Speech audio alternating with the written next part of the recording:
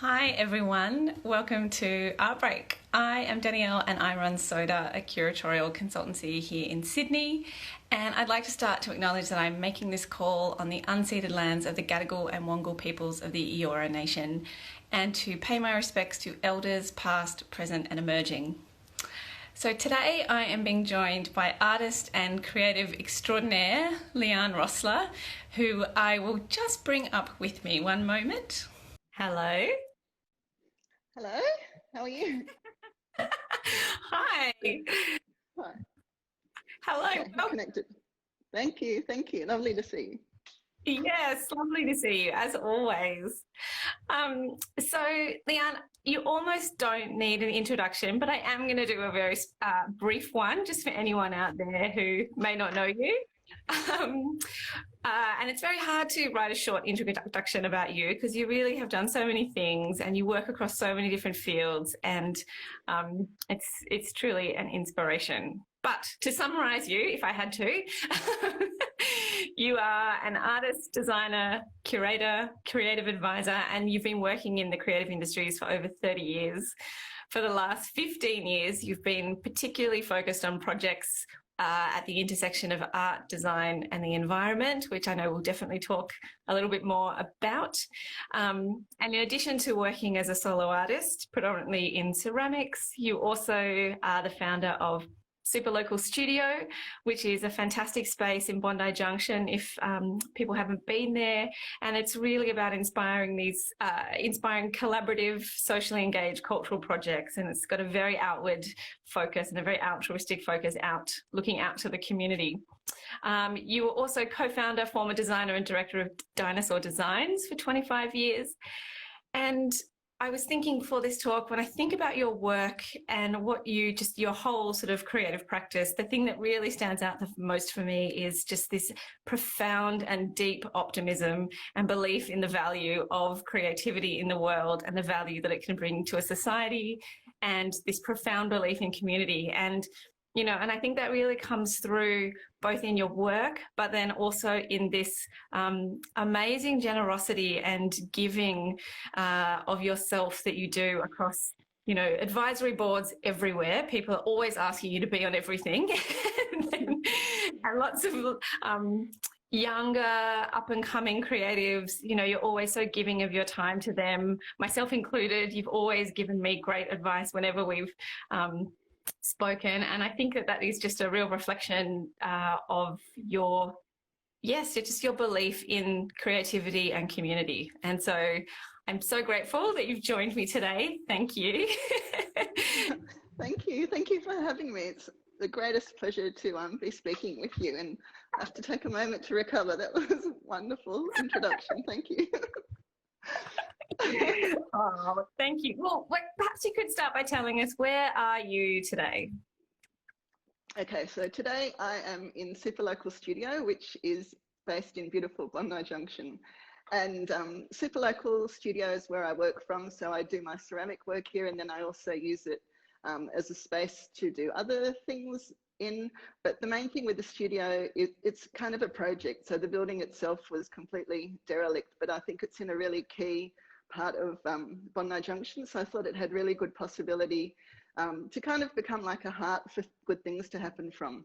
So just over the last few years, restoring it, like putting in water and electricity and floors and the basics, and then over time watching it grow and progress and become beautiful from something that was a little bit not so beautiful. So planting a street garden and bringing life to the place and putting as much life as possible and as much light to create something that's inspiring, and good things can happen from here. Yes. And so what are you working on at the moment? I know there's never any one thing, but perhaps what are some of the keys and projects you've got on your plate at the moment? So at the moment, I've got two fantastic projects. I'm working on collaborative projects. One of them is with Alt Material Collective, which is based in Melbourne, and that comes from Studio Edwards. And I've been working with them for the last 4 projects they've done, where they invite designers to respond to a word. So what I love about this project, it's really experimental and really collaborative, and it gives designers an opportunity to do something in their practice that It's not necessarily commercial, but it's really, really a great team of people and great things to work on. So this, we've had in the past, there's been ductility, elasticity, plasticity, and this year, particularly with what's going on at the moment, it's ingenuity. And a lot of designers, particularly working from home, what can we do that's based on the word ingenuity? So it's really broad, but for this project, what I'm working on is the ingenuity of nature, which is just never-ending inspiration. But you know, with when COVID started, and we thought, how self-sufficient will we have to be? How resourceful will we have to be? How long will we be locked down? We just don't know. And you look at examples of what's going along, you know, around in the world. Anything was really possible. So went out, the first thing is, you know, buy lots of seeds, buy lots of mulch and compost, and really work on the garden, so that if we needed to be self-sufficient, that was an option that, you know, we would do our best. So looking at things like celery and broccoli and avocado, all these things that you can put in water when you've finished using them, but then they're like full of life and they just keep growing. And watching this leek, like design this beautiful ziggurat that just started growing over time, that was really my inspiration for this project of ingenuity. So how can I create a really beautiful space for these things to occur? And then the other project I'm working on is an exhibition curated by Sassy Park, who's a local artist, and she's invited 22 designers just to respond to the brief of a traditional theme of like vase and flowers, but how that can be seen in many different ways. So it's, in a way, it's like an artist-nature collaboration again, and that's going to be on in early September. And then bigger picture, I'm just working on a larger practice, spending this year just working on a bigger picture for an exhibition that will come later on. So it's like an ongoing body of work. Yes. And actually, when we were talking in some of our conversations, you've talked about there may be a lot of different versions of how you express what you do, through making, through projects, through collaborations, through advice, but it all kind of stems back to this core, I guess, this core reason of why you do what you do. Could you maybe talk a little bit about that? Sure. So when, you know, I meet people and they say, what do you do? I do find it kind of hard to define what I do, because it does go across creative industries. And, you know, I work in art and I work in design and I work in nurture. You know, my main thing I try to do is to create beneficial beauty. And to me, that's the continuous line that goes through what I do. So that comes from, you know, there's a certain amount of time that we all have. How do we spend our time? And I like to spend my time doing things that can create the most benefit as possible. So, you know, from a cultural point of view, or from an urban point of view, or from a personal point of view, whatever I do, it's like, how can this project provide the most benefit? So, you know, recently I've been working with clay, which to me is just such a beautiful medium, because it comes from the earth. It's got endless possibilities, endless uses throughout history, but still endless ways of expressing it.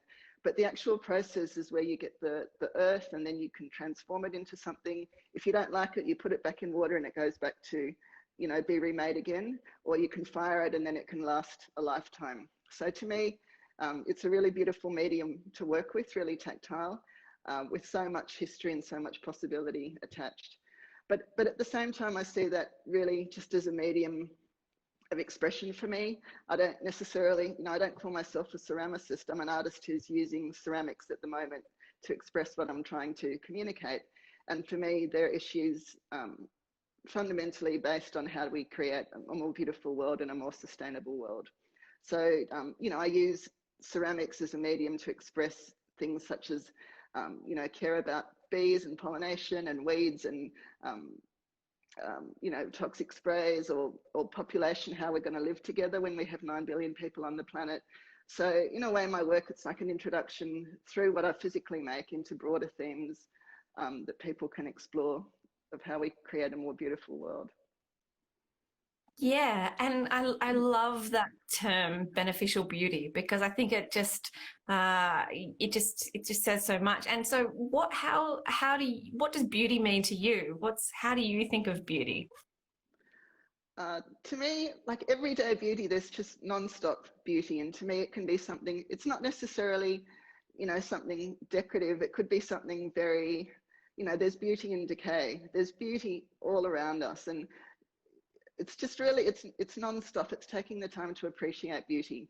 So in terms of, you know, artwork, to me, what's beautiful is something very restrained and very minimal and very thoughtful and considered, but also African tribal dance. It's, to me, I just love that so much. So beauty is very broad, and I know everybody has a different way of seeing beauty and appreciating beauty, but to me, it's about consideration. Yeah. Yes, I love that idea. And I love the idea of that distinguishing beauty from kind of just sort of unnecessary decoration. And I think, and it just gives it that, yeah, that depth of purpose. So, and also I think I've talked about this with other people before, where it is, there's a funny, that it's a bit of a loaded term, the idea of beauty, isn't it? Like, oh, if it's just beautiful, then does that make it somehow less important or less meaningful?